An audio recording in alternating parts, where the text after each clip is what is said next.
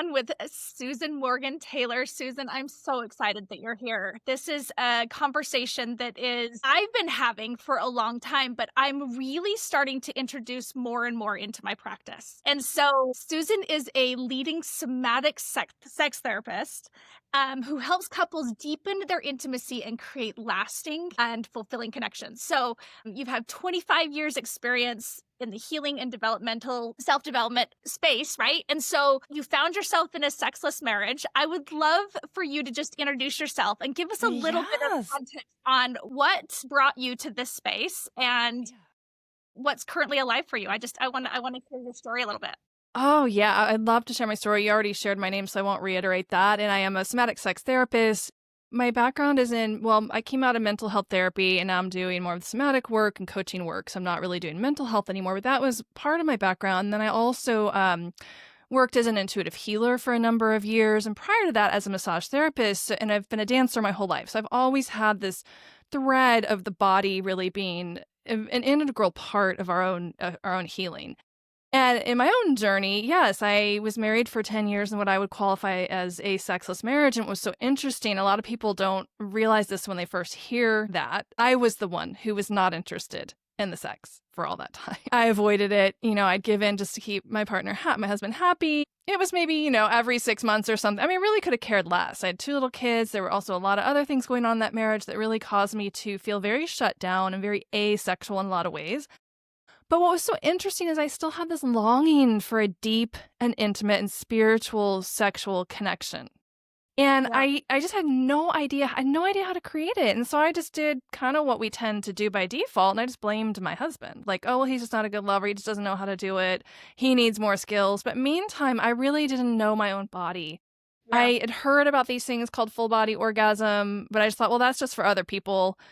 Like, I'd love to experience that, but that's not, a reality for me. Yeah. And fast forward 2 years, so I left that marriage and I ended up in another relationship a couple years later with a man who had studied sexuality, right? And so supposedly he just knew all this stuff and he's like, I'm going to rock your world. I'm going to make you want a full body orgasm? No problem. I'll give that to you. Yeah. And so I'm like, well, this is great, right? Finally, a guy who really knows his way around the bedroom. This is going to be awesome. Well, he did not deliver. He did not deliver, and that relationship ended about as quickly as it started. But what it did was it left me realizing something really critical. I realized I had always made the man responsible for my pleasure. Yeah. I was gonna say. Yeah, and somehow, I knew that something more was possible, and I wanted something different so bad. I didn't want this pattern from my marriage to follow me into my future relationships. And so I made a declaration to undergo the study of my own sexuality. And this is where it got really interesting. The day I made that declaration, maybe within a week, well, there's a couple things I did. Number one, the beginning of that path was to make a date with myself once a week, to set aside 2 hours of time, touch myself intimately, and really learn my body. I just said, I'm going to learn what's happening in here and down there. And what do I feel? What am I able, what do I notice? And so that's a whole story in and of itself, which, I'll get to some of that in a moment if you want to hear it. But crazy things started happening. I had this somatic sex therapist that I just had this chance encounter with. That changed my life. Doing some work is actually work over the phone, totally life-changing. And I knew, wow, this work is incredible. I want to work like this with people ideally. Yeah. A few weeks later on one of these self-pleasure dates, I had this moment of this wave of pleasure that just rolled through my whole entire body, shot out of my heart, all this love and pleasure rolling through my body. My hands were numb, my face was tingling, all this love starts pouring through me. And I realized, oh my God, I'm having a full body orgasmic experience. But what I realized in that moment was even more profound. It's that love, pleasure, and orgasm, these are things that exist within our own bodies. No man can actually give that to me. It's a pathway that exists within me, right? Orgasm's what's already there when we can just drop into it. Love is already what we are. And pleasure is also already there when we just get enough of that debris out of the way to be able to begin to access it.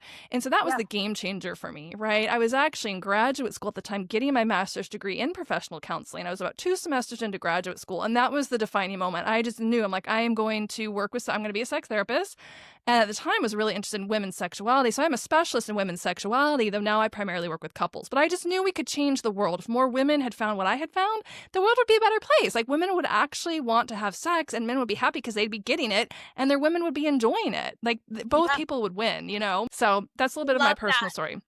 That is so beautiful. I wanna my intention is to go back to the very beginning and really try and spark. I get these conversations and I get really excited about where I'm at in the process and the things I want to talk about. But I'm with the intention today, I want to kind of go back to where we started and Okay. really capture the people that really don't understand this, right? Yes. Really, like they're in relationships, they're in what is it that sparks this desire, right? Like if Mm, I don't know anything different, if I've been taught, which I was also mm, taught that I was really sex was just about pleasuring, making sure yeah. that my husband was happy and here's all the things I needed to do to please him. I really just kind of thought he was the source of my love, validation, happiness. So I did all the same things. I talked to that version of myself and start to say, because I mean, we have a tendency to have our worlds completely, the contrasts come in, our worlds fall apart before we even ask ourselves what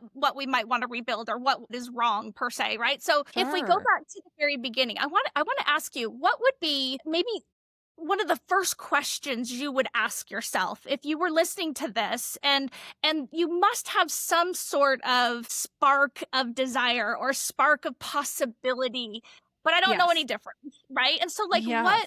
what is one of the first questions I would ask myself to even say, Yeah. is this for me? Yeah, like if someone's feeling really stuck right now listening to this and like, Yeah. where do I even begin? Or I not, mean, maybe not even realizing they're stuck, right? Maybe not even yeah. realizing that, like, there's even a problem, right? Like, we have a great sex life. My husband seems to be happy, or we're doing all the things and we're playing all of our parts. And I don't even realize that this is something that I don't even know that this is a path that would really open up so many things for me. Yeah, I think it's hard because most of us really wait till there's significant pain until we Yes, seek I totally seek a agree. solution, right? Or we wait for Yes, our lives to go into total chaos. Like the old structures just completely crumble. And they're like, oh shit, I gotta figure out some different. yes, And then the yes, questions we start asking, right? I mean, that was yes. my situation. But yeah, I mean, I think one spot, and I love this, offer this to a lot of my couples, is if you decided to have the belief and the understanding that we are as individuals 100% responsible for our pleasure. We're responsible. I am responsible for my pleasure. I'm responsible for the experience that I'm having when I'm with my partner. If that were true, like how might you show up differently? And Mm, that can be a really like as simple of a question as that is. If you take a minute and think about that, I always like get a silence in the room, when I ask that question, really have my clients consider it because it can really be a game changer. And almost always what I hear is, well, yeah, I would speak up more for what I want. I would ask more questions of my partner. yeah, Right? I would take more time to figure out how I want to be touched and what I like, right? So it changes the entire playing field just by answering that question and by understanding that's actually what's true. And that was a game changing thing for me as well when I started to really notice that and take responsibility. I just sort of stumbled on that, like, wow, like I'm responsible for this. It's my body. Part yeah, of it was that guy making this promise, right? Like, I was like, what? I mean, that's really, that's kind of egotistical, right? Like, it's my body. Like, if you're going to produce this thing in my body, like, surely that's a pathway within me that I can discover. And maybe I yes, don't even need you. I mean, he was out of the scene by this point, but I'm like, what? I mean, how cocky is that and how disempowered we are. How I was the time to even believe, to sort yeah, of eat that hook, line, and sinker without even questioning it. And we're trained like that, I think, as women yeah. especially, right? Like, oh, the man is supposed to know it all and figure it out. We don't consider that. I love that question because I tell the couples I work with and the individuals I work with that, a lot of times they'll want to not talk about sex and Yes. really get into things. I laugh and I make light of it just only because I'm like, if you don't think I know what your sex life is like, I do. Because the way you do your relationship is the same way you're doing your sex life, So right? And so true. we Yeah. think it's this big mystery, but it's so interesting. So I love the question about really taking responsibility and understanding that this entire experience is inside of us, right? Like we're not Yes. actually giving something to someone and someone's not actually giving something to us, right? Yeah, we might mirror things, we might activate things because of, whatever experience they're having. But ultimately, this is my responsibility, and how attractive that is, how magnetic it is, even for our partner when we are that connected, right? Like when I was in my marriage, the same thing, when I thought I was giving him something, Yeah. right? Uh the connection to that was so minimal, right? And not even that attractive, right? It's just like, well, here's this responsibility I'm giving to him and not fully being alive in my own body, Do you know right? what I love about the word that, well, we both just used it, but it's so funny. This just kind of hit me as I was hearing you say it. Response ability, our ability to respond. Yeah, beautiful. And that's really what we're talking about here. In the Yeah. body, somatic just means the body, including the body, right? Of or pertaining to the body, somatic. Response ability, the ability of the body to actually respond to stimulation, for Yes. example. Yes. And that's Yep. really what it comes down to. And, in my whole awakening there, when I made that declaration and I started these self-pleasure dates, it was really about learning how to be more present in my body, like getting out of my head. So I'd always defaulted to using fantasy to get to orgasm. And sex was all about getting to orgasm, right? How quick can I get there and how many orgasms can I have before we're done, before he finishes? Like it was very kind of New and ill-defined like purposes. yeah, that's all I knew. But I knew something else more was possible too. There was just this drive within me. I just wanted something more so badly. And that's what drove me Yeah. to do something different, to really like invest the time in my own self-discovery and my own self-healing. But a big part of that was learning, how do I just learn to notice what's happening, what sensations are, it's that simple, right? What sensations are available right now in my body as I'm touching myself genitally, let's say. Yes. And, what's so remarkable is I started to really slow down. So it was no Yes. longer about like, let me try to, masturbate and just get to the climax. I could, yeah, that's Yeah. like a 30-second thing. I can do that pretty easily. But I wanted something different so badly. So I slowed way down and I got way more present. And it was interesting. I noticed how reliant I was on mental fantasy. So I had to keep like coming back. Okay, I'm just going to set that on the shelf over here. I can come back and get that later. I know that path. But what's more difficult is this path of embodiment of just feeling what's there. And what was interesting is I really did that and I got present. I didn't have a lot of sensation in my genitals. They were Yeah. actually quite numb. Mm-hmm. Yeah. Yeah. Yeah, and it's so interesting, right? And so what was so funny is my first response to that numbness was I should be feeling more, let me add more intensity. And I see that we think that that's the solution. Let me add more pressure or faster or get the vibrator or something. But instead it's like, no, I'm cultivating different paths. I'm going to be with the numbness. And when I'm with it, when I'm fully present with that numbness, I notice, what else do I notice? And then all this grief and sadness and resentment and anger, all these emotions just started to course through my body. They moved up from my genitals, poured out my heart, tears flowing down my face. All that old stuff that I was holding on to, that I didn't even know was there, just started to Yeah. release out of me. And I just said yes to that. And an interesting thing happened. This might have been the case for you as well. All of this, like almost instantaneously, the next pleasure date that I did with myself, I had more sensation. I could feel more. And I Yeah. wasn't trying to get anywhere. I wasn't like trying to get to, or I was just, can I just be here now without trying to make anything happen and be with what is? And that Yeah. was the gateway into that full body orgasmic state that Yeah. I described. Like it was just a pathway and I'd gotten rid of all this debris of tension that was in my body. Yeah. So what was already there. I love the part where you're really starting to touch into some of those beginning experiences that can happen here. So for me, I was very disassociated from my body, right? Like it was a trauma response, but it was also a culture like religious response that like Yeah. everything's outside of me, right? Like Right. heaven's outside of me, God's outside of me, love, validation, all of it was coming outside of me. And so really connecting to my body was, first of all, not something that I was taught, but more than that, and I think this is important, right? More than that, there was very real shame around it.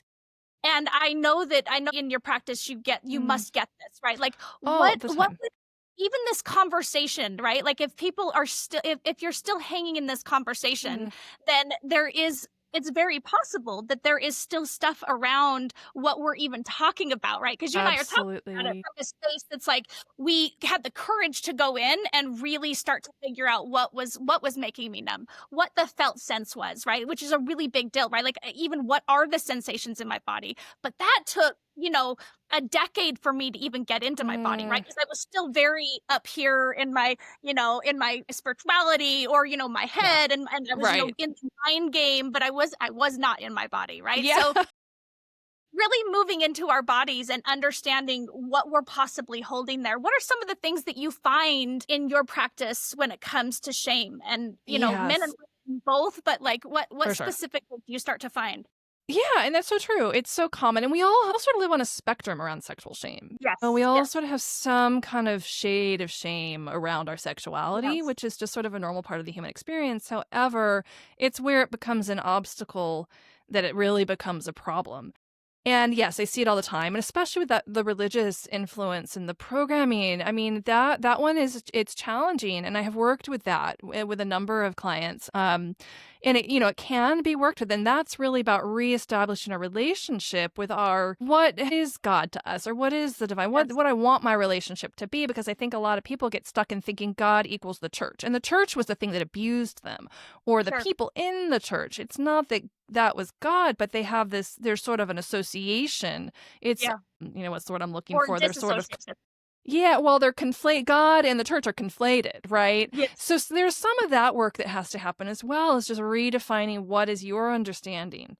In where do you feel lit up and at one with things? I had one client I worked with years ago, and I had asked her that question because she was very traumatized by religion, as many people are, and the word God even is very traumatizing for a lot of yes, people. yes, For yes, her, she had this memory of being out in nature somewhere that was just stunning, that she just remembers feeling this union with life and just this love and awe and wonder in her whole beingness. And yeah, so I was like, that's awesome. That works. Let's use that as your reference point for what I might call God. But for you, we're going to call it this beautiful scene in nature because it's yeah, that feeling of union. And so there's work like that we can do where we're just sort of reprogramming our nervous system for a new relationship with that. When it shows up in the body, the body can be a very scary place. We have a lot of shame around it, thanks to our cultural and religious conditioning. And also, there's a lot of trauma and abuse in the world that happens to many people, especially us as women, a little more so typically. And so it can be very terrifying to start to wade into the depths of the feeling in the body, because that's the thing that creates the trauma in the body's the not feeling, the disassociation, like you said. And I know you probably know this space very well. It's a very courageous act that we do to enter into the body. When we encounter the shame, shame is all about us being bad or wrong, right? Like actually a bad person because I'm doing this shameful thing. Like we feel like we are wrong. It's not necessarily even the thing that we're doing. There's that, but on a more subtle level, it's the we are wrong. I am wrong. I am bad.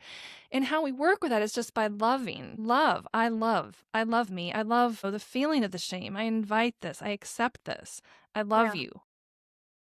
love Just some that. work like that can be very, very helpful. Giving that shame wants to hide, it always wants to not be seen. That causes contraction and disassociation. So we have to learn to be brave to allow ourselves to enter into that vulnerable space and to feel it. And, that's why there's practitioners out there like you and like me, because it can be challenging to do that work on our own. Like there's certain of us who like, let's go in and do it. And we find those pathways, but I think it's always so helpful to have a guide and someone who can hold that ground and hold the space for you so you don't have to hold yourself.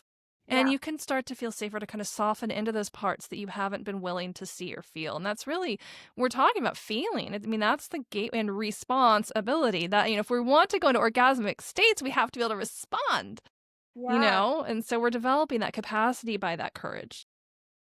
It's interesting, you talked about shame always wanting to hide, and I think this is really key for people to recognize is, because you mentioned really loving that shame, and I think it's Hmm. helpful when we recognize that we are wired and built as children, right? Yeah. This is such a huge part of our inner child that we're really talking about, and so what was the messaging and what were the beliefs and what were the programs generationally? What am I Yeah. holding on to, right? That and a lot of people may not even realize that that's a real thing, right? Like we Yeah. epigenetics is a very real thing. We hold on Yes. Oh, to yeah. things, we hold on to past things. So what did my mom experience? What did my grandma experience that I'm Yes. still carrying in a very big way, Totally. right? So this Yeah. idea of something deep within me hiding is so valuable to recognize. And I think sometimes when you realize that there's like a 4-year-old, a 5-year-old, a 6-year-old that is confused or is Mm, trying to understand what these sensations are, and they might have some really deep imprinting of, wait, don't touch yourself, or that is bad, mm, or we don't do this, or like it starts so early, yeah, right? And I think that's absolutely. to really recognize when it comes to shame, and then loving that, it's so much easier to realize that like what we're really talking about is a child in a very Yeah. big way. Right, that's such a great way to put it, and I think definitely the epigenetic and the ancestral influences, I mean, there's different ways to work with those aspects of trauma. But yeah, and just loving, we say like love the shame. It's like, why would I love this horrible feeling? But what we're really saying is I love me, and it's Yeah. okay. It is okay that I feel ashamed. It is Yes. okay to be like you are right now and to be feeling what you're feeling. Like And it's telling so that to ourselves. Yeah, yeah. it's absolutely normal. And there's something interesting that happens in that. The acceptance of what is, what it's a concept in my work I call embrace, where we Yeah. just say yes to the thing that's there fully. And we even say, bring more. Let me feel more. Yes. Turn the I love volume up. Yeah, and what yeah. that does, it takes the resistance off. It takes the tension away. And then what can really happen when we're willing to do that, the transmutation can then start to happen, right? It's not that we're trying to make it happen. We're not trying to make the feeling go away. We're not trying to change the feeling because that's resistance. But when we can just say yes to that and be like, I love you and I love you and I love you, it starts to naturally shift of its own accord. Well, and it's so big when we talk about the somatic part of that, right? Because the resistance is we're leaving, we're abandoning, right? We're disconnecting. That's the very thing that we're talking about. Is like when you can Yes. move into the actual sensation, the actual feeling. And yes, the head might have story and shame, and there might be a lot of things connected to it. But what you're really saying is, don't leave this feeling, because this is the energy that we actually want to go Yes. into, which is really huge. Right. Absolutely.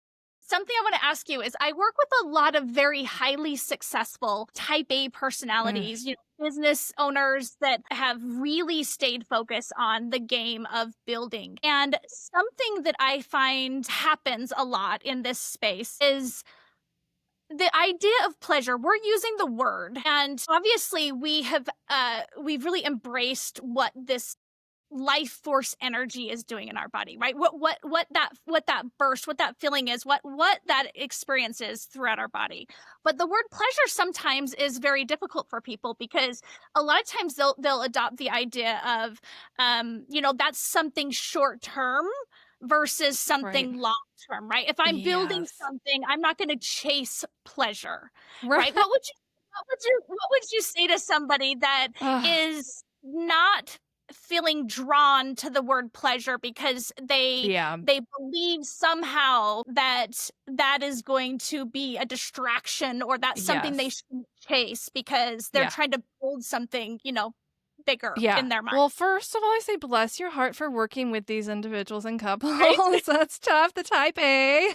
Thank you for doing that work. And, we have to have both, is how I look at it. So there, on one level, you're right. If we just sort of go off into our pleasure all the time, we don't have any structure or discipline around it. We can get lost. We can lose sight of, what our directionality is, for example, if you're running a business and trying to, get somewhere. But the flip side of that is if we get overly dominant in the go, go, go, and only getting to the goal, constantly building, constantly getting on to the next thing, we reach the opposite problem, which is the burnout and the Yeah. brittleness. We become brittle or dried up or hard, and it can Yes. crack and it can break. Oh, I love that So analogy. so we really actually want to have both. And what I have noticed, even in my own self as a business owner, when I'm too much in that linear goal oriented, got to get this done, got to do that thing, I can Mhm. be there for a little while, but there's a certain point I reach where that is no longer productive. Like it's not producing Great. results. And what works every time is I'm like, okay, I'm just taking the afternoon off. I'm taking the morning off. I'm going to go up on the mountain, going to go for a hike. I'm going to go lay naked by a waterfall. And inevitably, what happens? I have like new clients in my inbox when I get back, or within a couple of days. I mean, so it really is the yin and the yang, and and finding that balance and understanding pleasure does have that's kind of a 4-letter word. I think just because of how our Yeah, society was built right around the puritanical values and it's all exactly. hard work and no pleasure, which is so toxic, really. We have to Yes. have both. So maybe like another reframing it with a different word. Yeah. curiosity or fun? What do you do just for enjoyment? Are you making space for just frivolousness, like stuff that doesn't have to be producing a result all the time? Like that's also a definition of pleasure, right? It's just things Yeah. that feel good, that are enjoyable for no other reason. And I love the alchemy of really saying we need both. I think that the brain wants to compartmentalize just a little bit. And I think the key here that would be really fun to really merge is that like I want to have this feeling, this pleasure in everything that I do. Yes. Like Yeah. it's I don't have to necessarily separate this goal of, work and all of these other things. Now, I think it gets interesting, right? Because what is the value of searching for, maybe it's substances, maybe it's casual sex in other ways. It's just like we can start to question, what is valuable, what gives us more pleasure, maybe even, right? And then really taking that and saying, okay, how do I create with this energy? How do I utilize this aliveness that's in me Mhm. in everything that I do? Absolutely. I mean, it's such a yeah, it's a big shift to be able to do a task from a Yes. place of joy and fun than it is Yes. from like, I have to get this thing done. And sometimes that is part of life. We just have to get shit done, like it doesn't always feel good. But I do look at that, especially with my business. The more that I can try to, if I'm sending out an email to my list, can I try to get into a state where I'm in the flow, where it's fun, where I feel alive? Yeah, it's a game changer. We can be more So productive, in fact. yeah, I totally agree. When you work with couples, give me a question that somebody listening could really ponder if they wanted to talk to their partner about really upgrading or understanding their pleasure or really starting to create maybe some new pathways or some new ideas if we're feeling a little bit stuck in our relationship. What is something you work with your couples on with that? Yeah, I mean, there's so my work with I have a body work called the Pleasure Keys that I've developed over the years. It's sort of a conglomeration of a variety of different methods and approaches, but a big influence in that work is the Wheel of Consent, which was developed by Dr. Betty Martin. I love Yeah. her body of work, and so there's a big aspect of what I do with my couples that's centered around that. And so one question you could ask, this is a lovely one, is how would you like me to touch you for your pleasure today? Love it. What would you like? We get so ingrained in patterns with that. And so what's going to usually happen with couples is immediately they're going to try to think up something that they want and go straight into the doing of the thing. But where the real magic is in the slowing down, is in the Yes. not taking any movement. And then really starting to notice from my body, Yeah. what does my body desire right now? Instead of, well, I don't know, last week that neck massage you gave me felt good, so let's try that. That's very different than, okay, I'm going to take as long as I need here right now, really feel into what kind of touch would I enjoy? And sometimes, too, I think what's useful, and I teach this at my couples retreats that I do, there's different types of touch that we Yes. can explore, and we tend to forget that fact, right? We tend to go Yes. straight for genitals or more sensual or direct sexual touch. We forget that there's energetic touch. There's Yeah. no touch at all. There's Mhm. breath and eye contact, which Yeah. is really hot. Yeah. When you really can start to play with that with a partner and playing with the sexual energy through bodies not even being in physical contact together, there's all these different Mhm. realms that we can play in.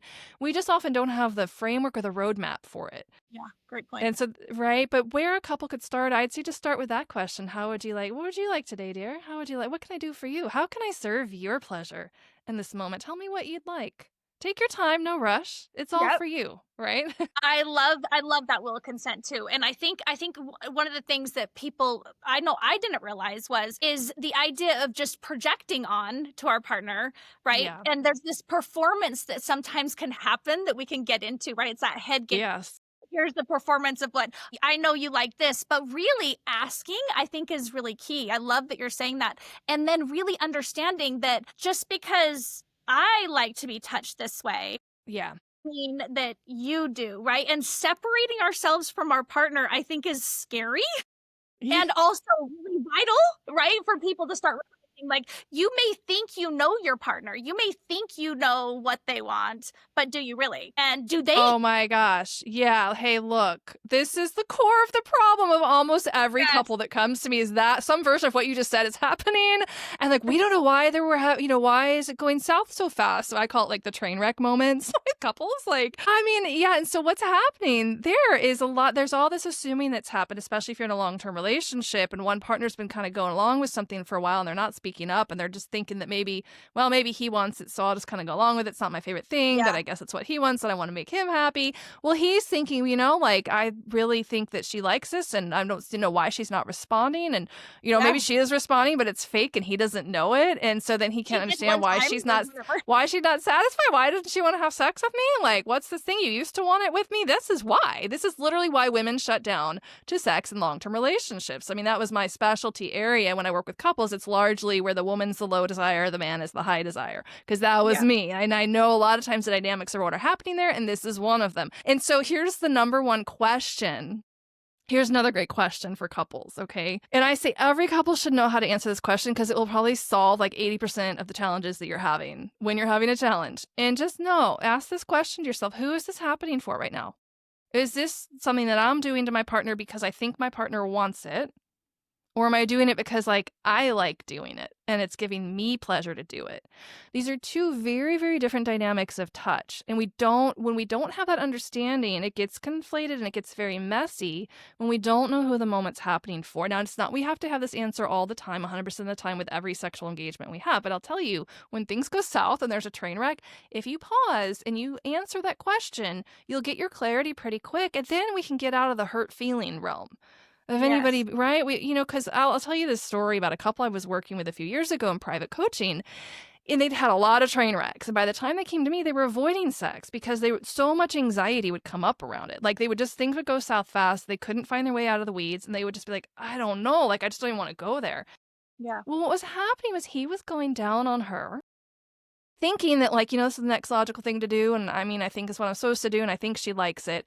In her head, she was like, oral sex, I've never really had an orgasm from it. It's not really my favorite thing. But, maybe he's just doing it because he wants to do it. So I'm going to really try to like it. And maybe Exactly. something's wrong. By the way, maybe something's wrong with me because I don't like it that much. And I've never orgasmed from it, but other women do. So The whole narrative. Yes. all this stuff's going on inside their head. So when I just stopped them and I said, okay, let me ask you this question. Are you going down on her because it's what you desire, because it feels good for you, and it's just something you love to do to her body? Or are you going down on her because you think she wants it? And so his answer was, well, kind of neither. I'm just kind of doing it because I don't know. That just seems like the next thing I'm supposed to do. I'm like, okay. I don't know. Right. And then I ask her and she comes clean with, well, I'm not really wanting it in that moment. In fact, like, it just doesn't really do much for me. And I'm trying to like it because I don't want to hurt his feelings. So I Yeah. just said, okay, you guys, look, nobody wants this thing that's happening. Nobody wants this. You're not following anyone's desire. Yeah. So once they got that and it really sunk in, we were able to apply that to some other areas of their relationship where things were going south fast, and they were able to unwind it. And it really got them out of taking things personally and the hurt feelings. They were able to clarify pretty quickly. Yeah. Who is it happening for? When we have that and we can know, then I know the crux of that question, by the way, because I know that can sound maybe confusing if you haven't studied this work or done a workshop with me about this, but it's really about whose desire am I following? Now, sometimes, sure, both people are wanting the same thing and it feels great and we're just in the flow. That's beautiful. But there are these times when the train wrecks happen where usually we don't know. We're just doing something because we're doing it and we don't really know if anybody wants it. And when I can know if it's for my partner, then I darn well better be checking in. Is this what you had in mind? What would make it even better? More pressure, less pressure. I can check in to make sure that I'm doing what they want and not defaulting to what I think they want. Those are two very, very different things. Totally. That question is so vital. And kind of what I was talking about before, really understanding that the way we do this practice and this communication and this connection, the way that we prioritize sex in our life is the dance that we have in our relationship, right? So I love that you're like, okay, a lot of times people they'll start at the top, right? And they'll say, okay, well, we're not really connecting or we're not really, they'll start, trying to connect top down Talking and about it, thinking talking about about that's it. why I had to leave mental Gone on health. dates and here's all the things we're supposed to do for each other and why is it that we're not connecting, but who is this for is in my practice I really utilize like whose world are we in, Oh, I right? like that. I And like there's this that. like idea if I'm coming into if you're inviting me, if you're opening a door, if you're saying that this is something in my world, in my body, in my space, I have real rules around myself when I'm in somebody else's world, right? Because Yeah. there's a sacredness to that. There's a respect, there's an honor to that, right? Like it's not about me in certain ways, right? It's Yes. like I get to participate in this. They're inviting me into their world. So Mm. who is this for is such a great question because we can do that like you say not just in sex, right? It's like when All we're the talking time. when Oh, we're yeah. communicating with all yeah, it's like whose world are we in, right? Like who's Whose universe are we in right now? What just exactly, happened? which is a real thing, right? Yeah, that's such a beautiful way to describe it. I really love that. Thank you for Yeah. describing it that way because that's very easy to understand. We're each a world unto ourselves, you Yeah, know? yeah, and it's so fun to explore all the different places and depths and ideas, and so if I don't know my world, right, and I'm constantly just trying to please or sacrifice or serve in somebody else's world, it's pretty difficult to say that this is for me, right? And it gets scary. And let's talk about the vulnerability of Yes. really moving into asking for what we want. But Yeah. I think more importantly, I know for a lot of my audience, it's not just asking for what it's knowing what you want, Yeah. right? Well, that's the first step. So, right. So I'll give you this little soundbite for your listeners because it's easy to remember. In the pleasure keys, there's 3 triads, and each a total of 9 what I call wisdom codes. The second triad is what I call the 3 N's, and it's exactly what you're speaking to right now. That first N, which I put kind of the tip of I love to use triangles as Love it. diagrams. So the top of that is the N of noticing. Can I notice what just sensations usually is what we begin with because emotions are a slightly more subtle layer for some people. Or if Yep. we're having trouble knowing what we're feeling, we can notice sensation. That'll usually take us into the emotion rather quickly.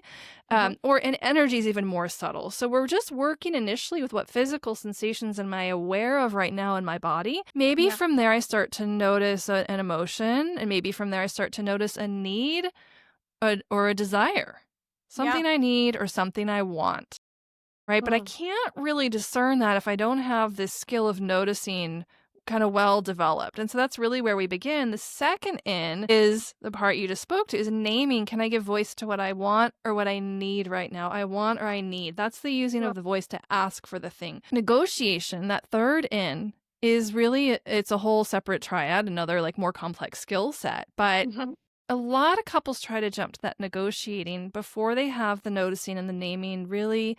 solidified and in play, a good foundation on that. And that leads to a lot of train wrecks because, again, if I don't have good access to my own body and my own sensations and my own needs and my own wants, I'm not going to have very good access to my yes or my more likely my no. Yep. Probably going to be an overgiver. And if Yep. I don't have good access to my no, then my yes is very questionable. We have to learn how to get to know in order to trust the yes. So there's really a lot that happens there, and we need that ability, whether we are giving or serving someone else's pleasure or we're in a state of receiving for our own pleasure. We actually need that skill to be in place and that ability to deeply notice. Because if I'm a giver, what I'm noticing, what I'm wanting to stay in contact with at all times is my limit. Have I hit a limit?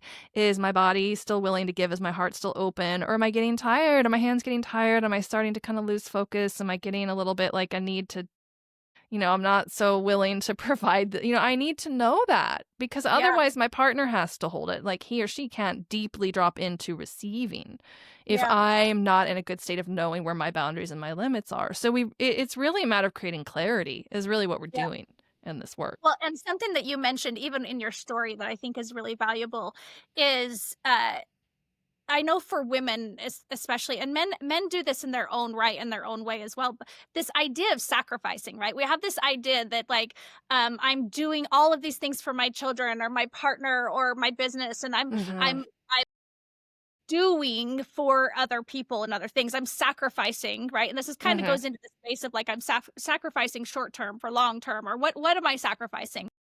And um understanding that uh the noticing and the in your story, you mentioned that you really started to go into dating yourself, right? Like this idea of carving out space and time for you to notice, right? For you Yes. to connect. Yeah. And I think that's so crucial. And again, it's a practice that I think in relationship or even within our own worlds is something that incorporating is pretty massive, right? Most people will say, well, I don't have time for anything else in my schedule. Right. Yeah.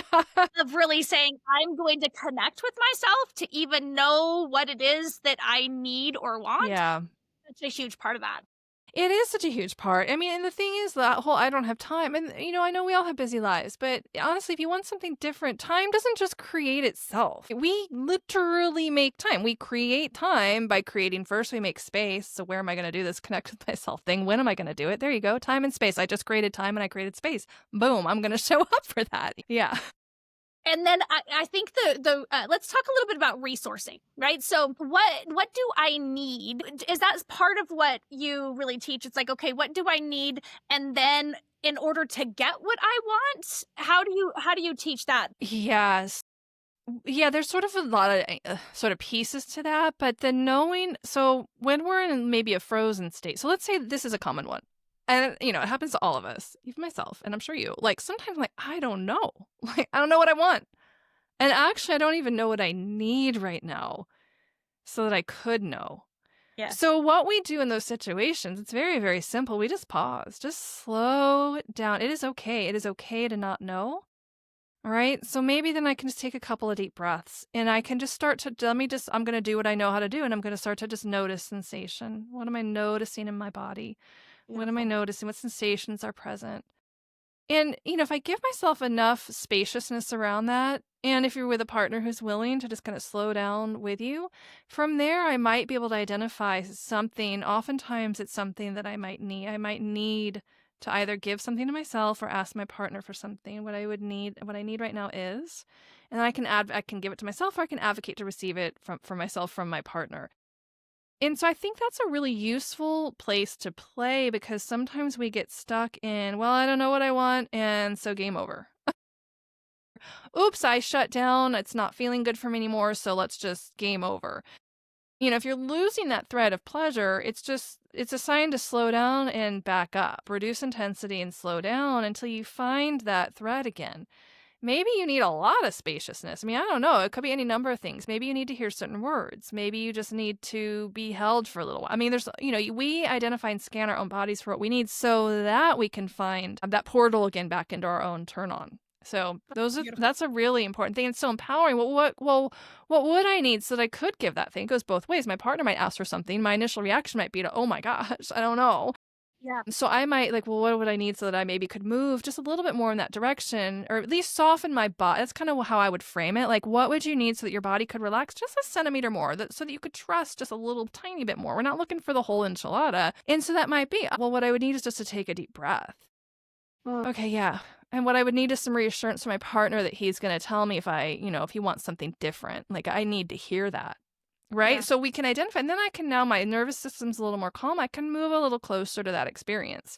Even if it's just an inch or two, right? We don't have to go, we get so obsessed with like the doing of the thing. You want that? Okay, let me just start doing it. No, like we slow down. Just Yeah. stop for a minute. Feel your body and what's happening, especially when we're unwinding traumatic responses of closure. Right, where Yeah. the disassociation and the tightening happens, and okay, slow down. What do you feel in your body? Can you breathe through that? What would you need right now so that it would feel maybe just a little more calm in your nervous system? So you might feel a little more willing, perhaps, to receive that type Beautiful. of touch. Right? I mean, it's I very love I love the key that you just gave there. It's so I spent so long trying to find out what I needed to do, right? It's this idea of like, oh, I read all the books and I took all the things. It's like, what do I do next? And when a lot of times when people say, okay, well, what do I need? Their brain automatically goes to that, the left side, the doing side, the strategy side. It's like, well, okay, then maybe I need more dates and maybe I need you to touch me here.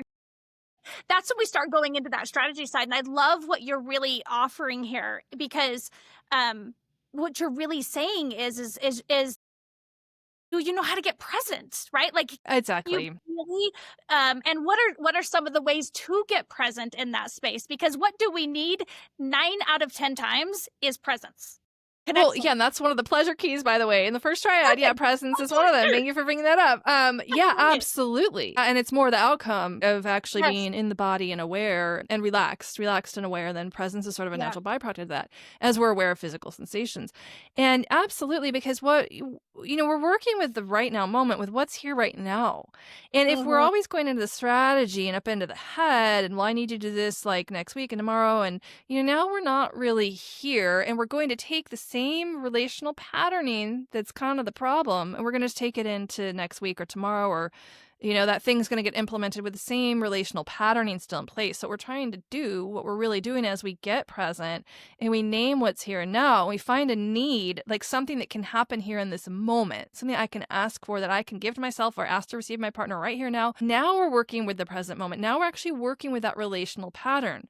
For example, well, I feel really guilty for asking for what I need. I'm afraid I might upset my partner if I express that. I'm afraid I Perfect. might be an inconvenience. That's the issue, right? Like, that's the shit that wants to get healed or addressed or seen or transformed. It's not Yeah. the like, I need you to, take the garbage out every Friday more regular. I mean, yes, that's a part of it. I mean, I'm not saying that that's wrong, but like, there's these deeper relational patterns, right? Or why am I shutting down every time you say you want to be intimate with me? Right? Well, here you go. We're finding it right now in this moment. And that's another piece of the somatic. It's really about the right now moment. It's Yes. not the intellectualizing of let's talk about the thing that happened last week and how we're going to fix it when you leave here. It's like, can we kind of generate some of that here now so we can play with it in real time and start to have these new ways of meeting and knowing ourselves? And that, Yeah. oh my gosh, like how hard it is for me to ask for what I need. My Yeah. throat's locked up, and oh my gosh, and all these fears start to kick in, right? Yeah, for That's sure. the issue. Let's work with the actual issue.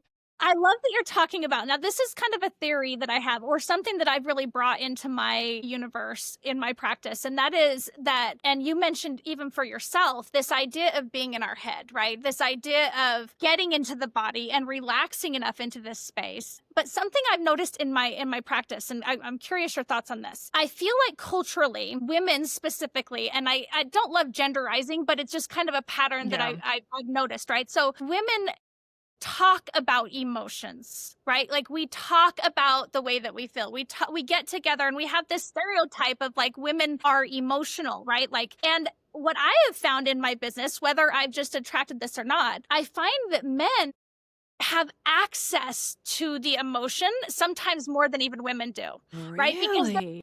Because they're not talking about it. They're feeling and they're wanting and they're desiring, but they're somatically usually connected more to the emotion than even the woman is. Do you find any of that kind of pattern? Wow. No, that's not been my experience if we're just talking gendered. But I do understand what you're saying with the talk. Let's talk about the feeling. I Yeah, but that's find not I the have same thing. no, it's absolutely not. It's like, let's learn Yeah. how to feel the thing. Let's do Yes. less talking and let's learn to feel the Yes. thing. And I can find that, with the male clients that I've had as I've worked with couples, there's a whole thing around the male and the female brain. There's this awesome Yes. video called A Tale of Two Brains. If you've ever seen it, it's out there on YouTube somewhere. It's fabulous and hilarious. But legit, like, guys have to like switch and go in because their corpus callosum, that part that connects the two hemispheres of the brain, is not as well developed as it is in women. And also women have more, it's I think the gray matter that connects Yeah. everything. We Yeah. have more of that in our brain than in the male brain. So we have just more interconnectedness. So it's all kind of happening, everything Yeah. everywhere all at one time, right? Yes. But for most men, that's not the case. And so they literally have to like shift gears in the gear Mhm. shift, get in the elevator, go down to the other floor, get off, walk down the stairs, open the vault, and go into a totally different compartment of the brain and the whole nervous system to access the feeling. So what I Yeah. have found with most men is it can take a little more time. I always give men, women tend to be pretty quick. Like we're really a little more like, we got it. It's right there on the surface. But most men, it's like they just need some space and time and sometimes some guidance to actually access it. So that's where I'll really use the noticing of just sensation Yeah. and Yeah. dropping into that. And we can play with just that too. Just the physical sensation. Let's just go there. Let's stick with that for now. Yeah. What else are you aware of when you've noticed that? And they might get to an emotion. Yeah. But yeah, it's so interesting. I have not noticed what you've noticed in that you have some unique men in your practice. It is interesting. I think it's the bottom up approach, right? Of like being, in that more primal, grounded place inside Yeah. themselves. And I don't think they have as much, for the men that I've worked with, they don't have as much disconnect from the energy of it. So Mm. I wanted to go into emotion because I have a lot of couples that will say, I just don't feel like it right today, or I'm not in the mood, or like these are the common things that they will say to each Yes. other. And something that I really encourage my couples is it's not about getting to that performance state, right? Like I'm Right. not in the mood. Well, the mood. We know what a trap that is. Like maybe the wind's just going to blow the right way and the mood will Yeah, come it's like, with the wind. but it insinuates that there is a right one, right? It insinuates that like I have to be in my performance state, right, in order to perform this idea. And so really going into emotions and understanding that whatever emotion we are in, the vulnerability of understanding that that is the space to connect in, right? Yes. That is where, the actual energy, the actual emotion. Well, yeah, and I think what in that case would be, can we connect fully with the disconnect that's here right now and the pain that we Yeah, feel and how that disconnect is probably serving a really valuable purpose of keeping me from feeling hurt or yeah, whatever great feeling point. I'm avoiding. That disconnect is there for that. So if we can, again, it's just meeting what's there. It's not trying to get rid of the disconnect. Can we lean in to this painful space that's here when we're not feeling connected? And already you've changed the moment. It's already different. Yes. Yeah, the mood. I mean, I love this. And I think the other thing with this, right, is it's also about arousal maps and what is my pathway to turn on. So Mm, I would ask my couples, if I had that same couple sitting in front of me, I would say something like, well, okay, can you identify like what would you need so that you could feel a little bit more in the mood? What, is there something that you need? Yes, right. I guarantee you're going to find something again. Maybe it's you just need a hot bath or a nice oil massage. Maybe you just need to sit and talk for 10 minutes and get things off your chest. Yeah. Right, like, there's definitely something there that you could identify that could move you a little bit closer to that place of connection. If you're harboring resentment, yeah, okay, let's drop in and let's feel that. Let's get vulnerable with that. Yeah. Let's be real with it. And right now, right here, the truth of what's happening right now is the thing that creates the turn on. That's where the Exactly. ecstasy lives, right? So it's not about getting something else. It's about connecting on what is right here. It's back to that present Exactly. moment, which is so huge. Exactly. We're not trying to make something happen inside of a container of disconnect or just, I call that like painting a rainbow over an oil spill. Like, no, we're not trying to do that. Let's just be present with what's here, the good, the bad, the ugly. That's the thing that then now suddenly spaciousness opens, right? When we just start telling the truth, like I'll tell that to couples like, oh, we want more passion. I mean, you want more Yeah. passion? It's really easy. Just start telling the truth. So I love that so much, right? And really understanding our brakes and accelerators, right? Really understanding, what are those turns ons, and then being able to really tell the truth of like, oh yeah, that's actually I've got a block here, or this isn't turning me on, whatever it is, right? The truth is such a Yes. I find it so sexy. So that makes so much sense. So if someone's listening to this, give me the benefits of what we're talking about. Give me the Mm, really like this is what you will get if you yes. decide to really go down this path and start asking questions or start really understanding the education Yeah. that is not available out there, right? Just Yeah. anywhere, right? No, my parents didn't give it to me. My religion didn't. Nothing Yeah. gave it to me except for my Right. own real journey and desire to go there. So, what are some of the benefits of going down this path? Yeah, well, I'll tell you that every single client that comes to me, and I don't know if this is the case for you as well, but they want either a deeper connection or just to feel more confident or both. Probably the Beautiful. connection is the bigger piece that I hear more, but confidence is highly correlated. So they want confidence and a deeper connection with their partner. Though one of those two things. And here's the thing. Guess how you get that? Guess Yeah. how you create confidence and connection? You create it by understanding how to create clarity. And that's really what we're doing in the pleasure keys process is we're learning how to create the clarity so that we can, have pleasure has a certain architecture to it. There's a certain anatomy to it. We can literally, when we know the building blocks of that, we can intentionally create it. And we can do it in a way where no one's tolerating anything, where both people can have an experience together where in essence they're back on the same page. One Mm, person's able to provide something the other one wants without it just being an obligation. Yeah. right? I have to give the thing. Like I can give it with an open heart. We learn the skills of that, and then we can craft any kind of experience we want once that foundation is built. Once we have a framework, we have a common language, it's kind of less personal. There's not so much of that rejection sensitivity that tends to happen. We have good Yeah. access to our voice. We know what our limits are. I can ask what I want, set my limits. I understand the difference between following my desire versus following my partner's desire. Those are two very different states, embodied states. They feel different in the body. And so once we have that, we have the clarity, and then you can see how much more, if I'm not guessing what my partner wants anymore, and I know how to like inquire within about that, like get some data on it, and I don't have to worry, am I doing it right? Because I'm not afraid to ask for adjustments or feedback. You can see how there's more confidence happening, right? Now I have Beautiful. confidence because right, there's no more like guessing or assuming or like, oh my God, did I do it right? Performance anxiety. We can clear that stuff up really quick. And then we're Yeah. also more connected because we're now more connected in what I call like the vertical alignment here within ourselves. Now I can go horizontal relationally to my partner, and I can connect better with my partner because I understand really how connection works and what connection actually is. It's me getting Yeah. clarity here first, and then we go into the relational space. And if my partner's equipped well with the same language and framework, then we can create that together, and it can be a lot of fun. I love that. And I tell a lot of people it's like it's the idea of do you want something real? And I think it goes into that truth part of things, right? Like when we're performing, this is what it looks like, on a day-to-day basis. This is what I should or shouldn't be doing every day, right? There's Yeah. this idea of returning home to ourselves and really understanding that the biggest value I know for me was that I started to live from a very authentic and real place, which then in turn made it so that there wasn't anything that I desired that didn't come from this space, right? So it's Yeah. like, I can be searching outside of myself, but the idea of really coming home to ourselves is the idea of like really understanding what is real. And you mentioned the portals I did of when we start to access what's available in this universe. It's Mm-hmm. it is mind blowing to really understand that we really can create anything that we Yes. want. And so Yeah. the value of really moving into this creative energy, it's like we can do that from the head, we can do that from strategy, but without the juice, right? Without we're talking about pleasure, but it's really Yeah. that